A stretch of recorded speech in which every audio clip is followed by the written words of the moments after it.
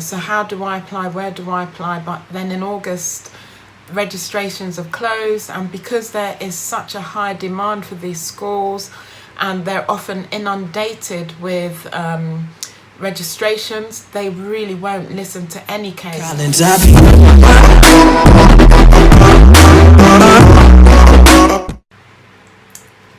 Hi, I'm Joycelyn Akufo. I'm the Managing Director of Geek School Tutoring. So at this time of year, we tend to get quite an influx of parents with children in Year 5 who are considering the 11 plus exams, whether it's for the grammar schools or the independent schools.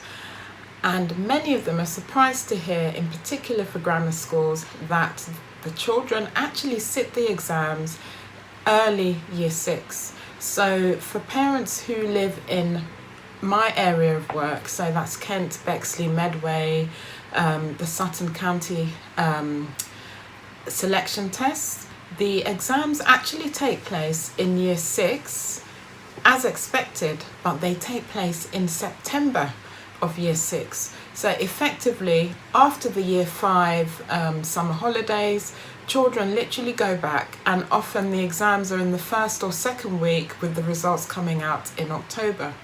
So children don't have the benefit of Year 6 to prepare for the test. They actually need to be ready by the end of Year 5, or at least by the end of August, in order to be in with any chance of success for these tests. And that tends to come as such a surprise, which is why I always recommend to parents to let their child start preparing at least in Year 4, because you don't have Year 6 as part of that preparation. Independent school exams are quite interesting. Mostly the exams take place in January of Year 6, so they're at least getting the autumn term through with before they sit the exam. But for many of the girls' schools, interestingly, they sit the exams in November, which means very soon after the the grammar school exams, they're in an exam hall again. Some boys' schools and co-educational mixed schools, they have a first phase exam in November or early autumn, and then invite the children who are successful back in January for another test. So it's something to bear in mind.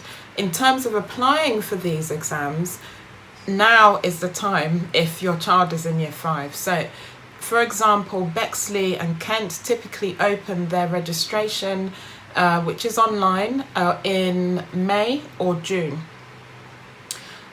And they close around the end of July-ish. It changes sometimes for different boroughs. So it's really worth keeping an eye on the website of the local borough that the grammar school you want your child to go to is in order not to be disappointed. I've had parents who've contacted me in August thinking that their child will write their exams later on in Year 6, and that, so how do I apply, where do I apply? But then in August, registrations have closed, and because there is such a high demand for these schools and they're often inundated with registrations, they really won't listen to any case. Not knowing is not a good enough reason, unfortunately.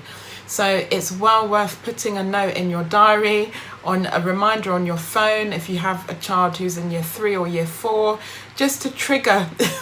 And it's a good idea also to maybe read some of these free newspapers for the local area in which the grammar school is in, just so that you can keep abreast of what's happening and when these exams open, to avoid disappointment.